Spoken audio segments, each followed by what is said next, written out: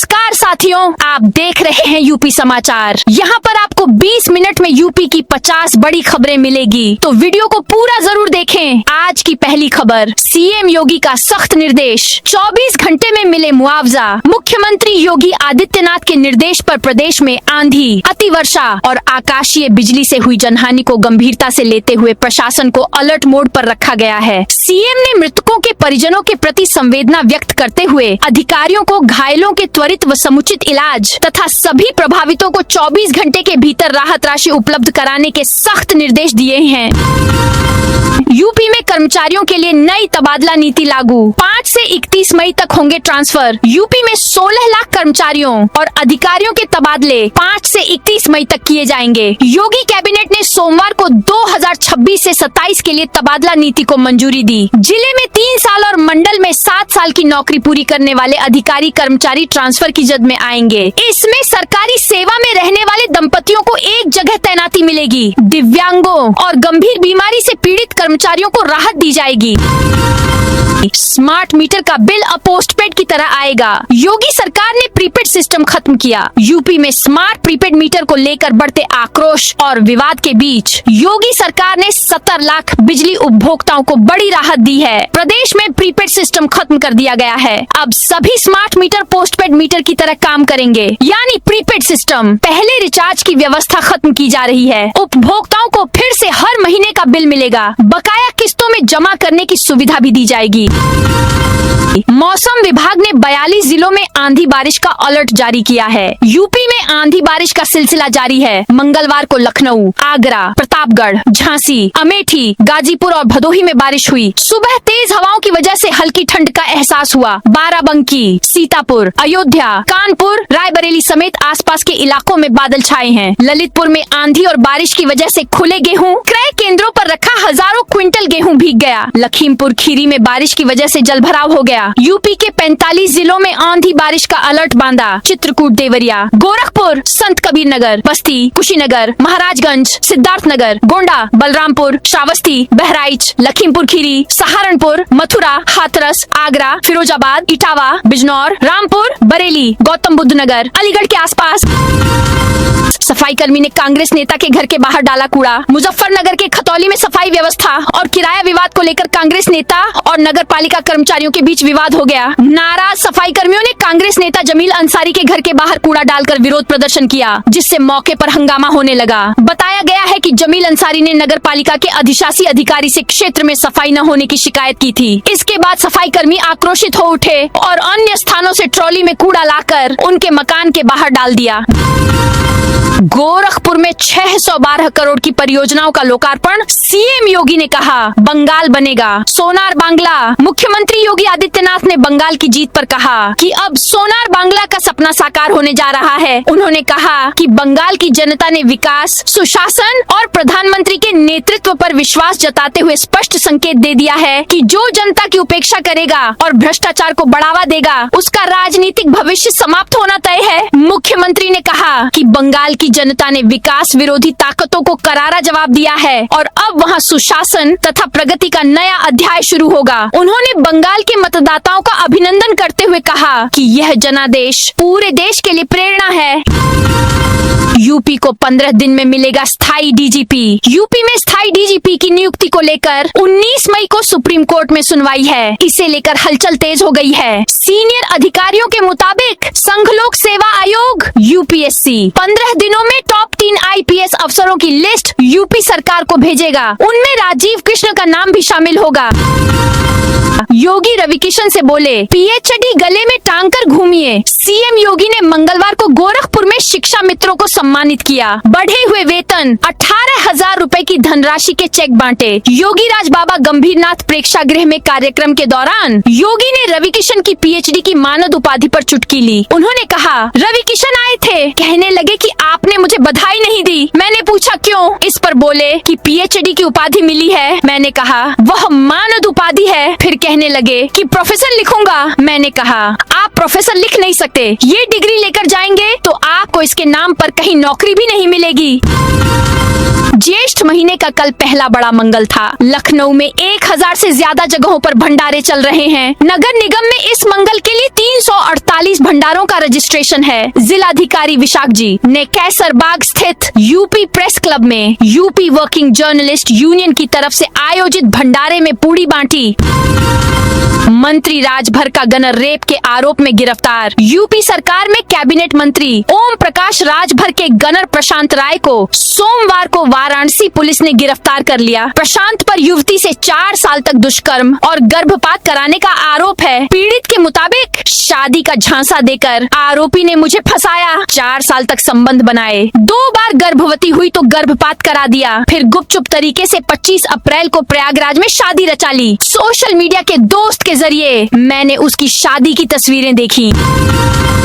UP में तकनीकी diploma धारकों को मिलेगा मरम्मत लाइसेंस। बांट माप उपकरणों के हर साल होने वाले सत्यापन व मुद्रांकन सील लगाने में अब मनमाना शुल्क नहीं वसूला जा सकेगा। सोमवार को कैबिनेट ने सत्यापन के लिए जाने वाले विभागीय अधिकारी के लिए टीएडीए की दर भी तय कर दी है। यह कुल शुल्क के 25% से अधिक नहीं होगी। टीएडीए समेत पूरा शुल्क ऑनलाइन जमा करना होगा। उसके बाद निर्धारित समय सीमा के भीतर संबंधित अधिकारी प्रतिष्ठान पर जाकर सत्यापन के लिए बाध्य होंगे।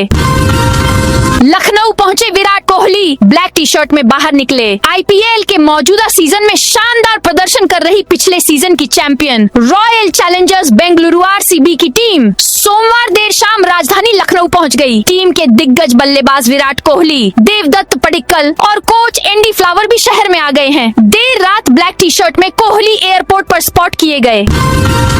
13 मिनट में 52 लाख लूटने वाले 2 डकैत अरेस्ट। यूपी में अयोध्या और गोंडा से 2 बदमाशों को गुजरात क्राइम ब्रांच ने दबोचा है। इनकी पहचान अयोध्या के रहने वाले शुभम कुमार और गोंडा के विकास सिंह के रूप में हुई है। दोनों ने अपने 5 अन्य साथियों के साथ मिलकर 27 अप्रैल को सूरत एसबीआई बैंक में दिन दहाड़े डकैती डाली थी। सबके चेहरे खुले थे, हाथ में पिस्टल थी। 13 मिनट में 52 लाख रुपए लूट लिए थे। गुजरात पुलिस ने आरोपियों को गोंडा कोर्ट में पेश किया। यहाँ से उन्हें 3 दिन की ट्रांजिट रिमांड मिली। पुलिस अपने साथ सूरत ले गई।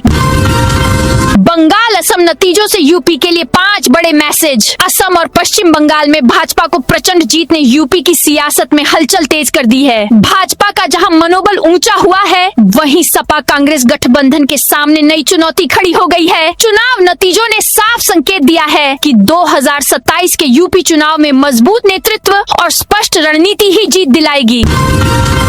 सीएम योगी ने किया ऐलान, रामगढ़ ताल से जुड़ेगी 42 एकड़ की वाटर बॉडी। 42 एकड़ में फैली वाटर बॉडी के पुनरुद्धार और इसे रामगढ़ ताल से जोड़ने की योजना पर जोर देते हुए मुख्यमंत्री योगी आदित्यनाथ ने कहा कि इस क्षेत्र को व्यवस्थित कर यहाँ बहता हुआ स्वच्छ पानी, नौकायन, बच्चों के खेलने की सुविधा और नागरिकों के लिए आकर्षक पर्यटन स्थल विकसित किया जाएगा। महाठग रविंद्र सोनी की पहली पत्नी ने खोले राज। महाठग रविंद्रनाथ सोनी का मामला एक बार फिर चर्चा में है।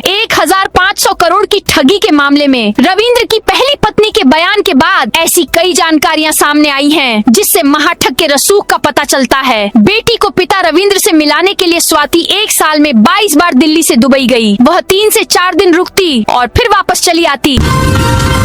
योगी बंगाल में 35 जगह गए, 31 पर बीजेपी जीती। पश्चिम बंगाल विधानसभा चुनाव में यूपी के नेताओं में सीएम योगी ने सबसे ज्यादा 35 विधानसभा सीटों पर प्रचार किया था। चुनाव आयोग के रिजल्ट के मुताबिक इनमें से 89% यानी 31 सीटों पर भाजपा प्रत्याशियों ने जीत दर्ज कराई है। गर्लफ्रेंड वश में करने के लिए चिता से हड्डियां चुराई। यूपी के हापुड़ में चौंकाने वाला मामला सामने आया है। यहाँ एक युवक प्रेमिका को वश में करने के लिए तांत्रिक के के चक्कर में फंस गया। उसके कहने पर चिता से हड्डियां और खोपड़ी चुरा ली, लेकिन उसकी करतूत सीसीटीवी में कैद हो गई। पुलिस ने मंगलवार को अमन, उसके दोस्त और तांत्रिक अवधेश शर्मा को गिरफ्तार कर लिया। पुलिस को तांत्रिक के पास से 50 पुरुषों और महिलाओं की तस्वीरें मिली हैं।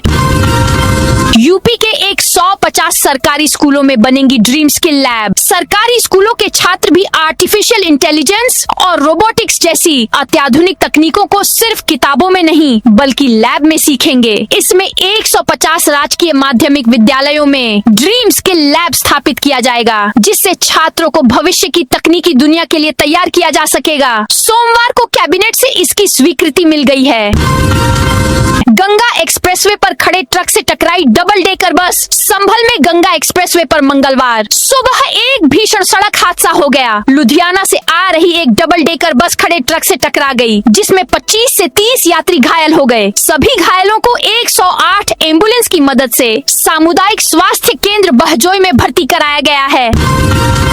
यूपी में कृषि विभाग से बीज पाने के लिए नई व्यवस्था लागू। कृषि विभाग से बायने के लिए बीज लेना है तो किसानों को ऑनलाइन बुकिंग कराना होगा। अब पुरानी व्यवस्था समाप्त कर दी गई है, नई व्यवस्था लागू कर दी गई है। इसके लिए 10 मई अंतिम तारीख है। बीज के इच्छुक किसानों के पास मात्र 1 सप्ताह का समय बचा है। यदि बुकिंग नहीं कराए तो बीज पाने से वंचित हो जाएंगे। बुकिंग कराने वाले किसानों की संख्या लक्ष्य से अधिक होने पर ई लॉटरी के माध्यम से बीज उपलब्ध कराया जाएगा।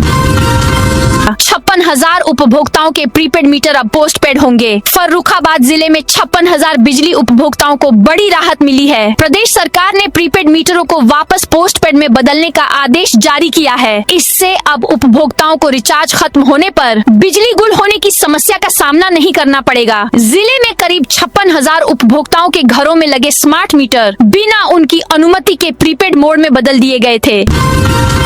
देवरिया में बीएड परीक्षा में नकल करते पकड़ा गया छात्र। देवरिया के बाबा राघव दास स्नातकोत्तर महाविद्यालय में बीएड द्वितीय सेमेस्टर की परीक्षा के पहले दिन एक छात्र को नकल करते हुए पकड़ा गया। कॉलेज प्रशासन ने तत्काल कार्रवाई की। यह घटना मंगलवार को स्कूल मैनेजमेंट एंड लीडरशिप विषय की परीक्षा के दौरान हुई। परीक्षा दोपहर 1 बजे से शाम 4 बजे तक चली। इस केंद्र पर देवरिया जनपद के 9 महाविद्यालयों के परीक्षार्थी शामिल हुए। कुल 761 परीक्षार्थी पंजीकृत थे, जिनमें से 738 उपस्थित रहे और 23 अनुपस्थित पाए गए।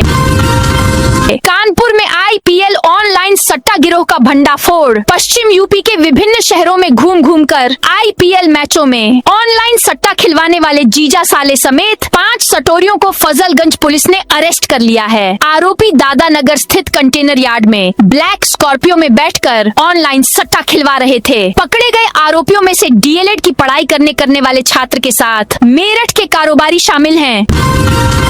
आगरा में आई मदर मिल्क स्टोर मशीन का शुभारंभ। आगरा में अब माताओं का अतिरिक्त दूध बर्बाद नहीं होगा। पहली बार शहर में ऐसी आधुनिक मशीन शुरू हुई है जो अतिरिक्त ब्रेस्ट मिल्क को सुरक्षित रखकर जरूरतमंद नवजातों तक पहुंचाएगी। इससे एक और माताओं को राहत मिलेगी, वहीं दूसरी ओर कई शिशुओं को जीवनदायी पोषण मिल सकेगा।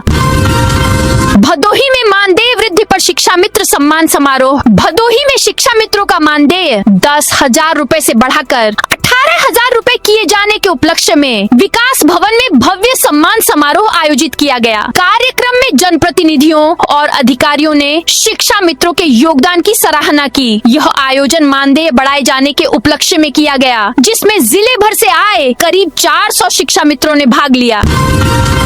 गाजियाबाद में 4 मंजिला इमारत में लगी आग। गाजियाबाद के इंदिरापुरम स्थित नीति खंड 2 में एक 4 मंजिला इमारत के बेसमेंट में आग लग गई। आग से बेसमेंट में खड़ी कई गाड़ियां जलकर राख हो गईं। बेसमेंट में रखे 5 सिलेंडरों में से 2 छोटे और एक बड़ा सिलेंडर फट गया। इससे आग ने विकराल रूप ले लिया।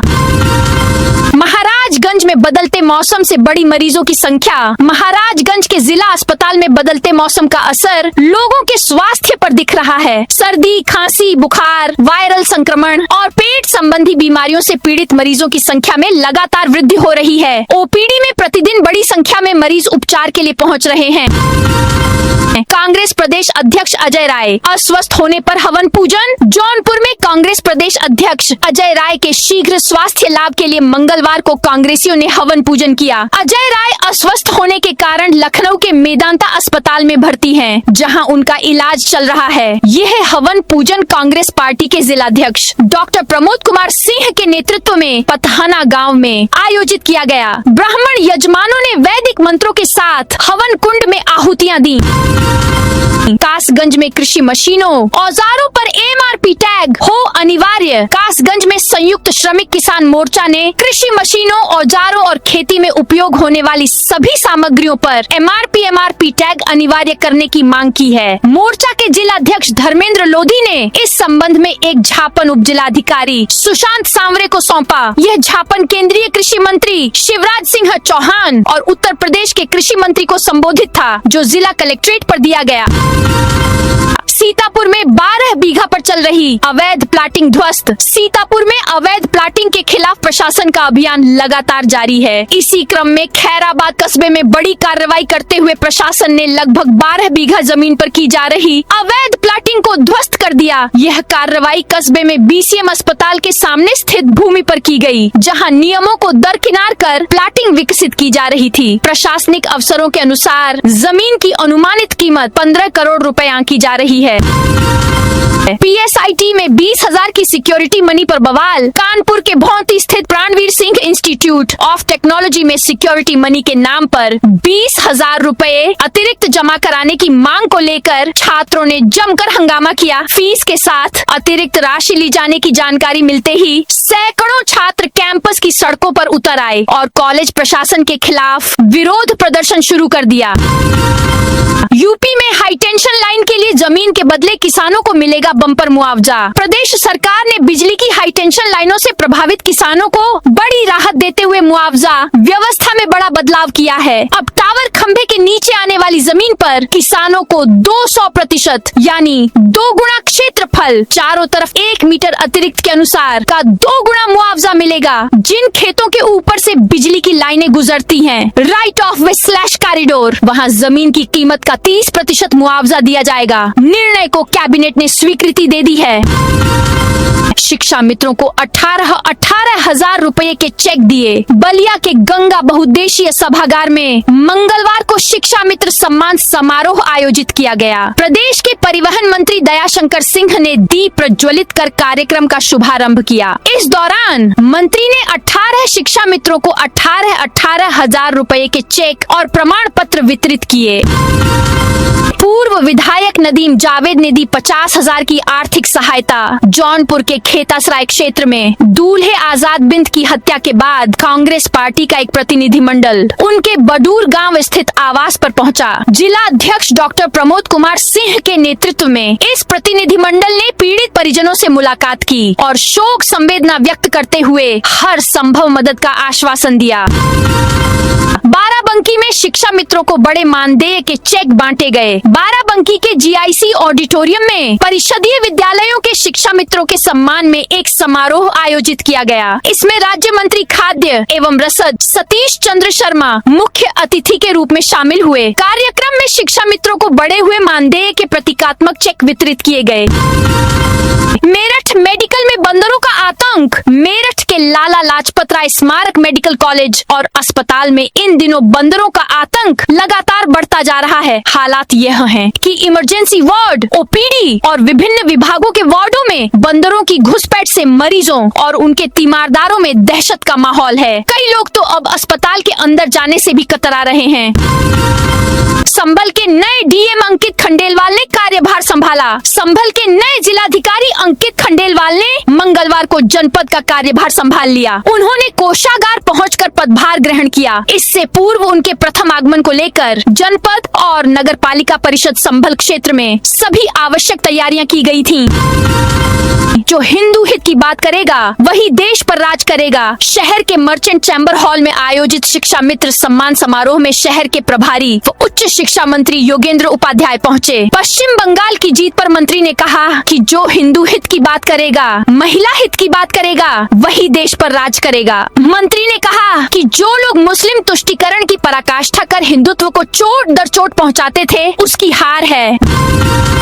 मेयर की बाउंड्री टूटकर लगा बोर्ड, ये सरकारी भूमि है। मुरादाबाद में हाईवे किनारे जिस जमीन पर भाजपा के महापौर विनोद अग्रवाल ने बाउंड्री बनाकर कब्जा कर रखा था, वहां अब सरकारी भूमि का बोर्ड लगा दिया गया है। ये बोर्ड डीएम की ओर से लगाया गया है, जिस पर मोटे अक्षरों में लिखा है, ये सरकारी भूमि है।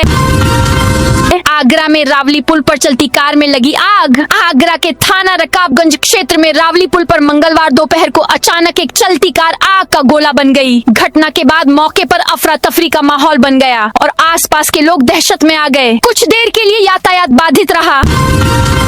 अंबेडकर पार्क बोर्ड विवाद में बसपा का अल्टीमेटम। मैनपुरी की हिंदपुरम कॉलोनी स्थित एक पार्क में डॉक्टर BR अम्बेडकर के नाम पर लगे बोर्ड को लेकर विवाद खड़ा हो गया है। इस मामले में बहुजन समाज पार्टी बसपा के कार्यकर्ताओं ने जिलाधिकारी कार्यालय पर प्रदर्शन किया और ज्ञापन सौंपकर सख्त कार्रवाई की मांग की।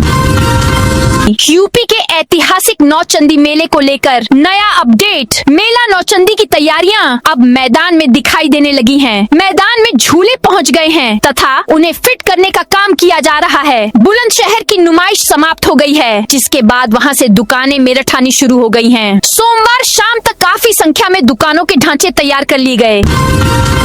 यूपी में कंस्ट्रक्शन ठेकेदारों पर नया नियम लागू। सड़कों, पुल पुलियों और सरकारी भवनों के निर्माण के लिए होने वाले टेंडर को पाने के लिए 15% और उससे भी अधिक कम दर पर काम पाने वाले ठेकेदारों से अब सरकार अतिरिक्त परफॉर्मेंस सिक्योरिटी जमा कराएगी। इन ठेकेदारों द्वारा किए जा रहे कामों के साथ ही पूर्व में कराए गए निर्माण कार्यों की जाँच कराई जाएगी। सरकार के इस निर्णय से टेंडर में अगणित लागत से भी कम लागत पर टेंडर हासिल कर काम की गुणवत्ता से खिलवाड़ करने की प्रवृत्ति पर रोक लगेगी।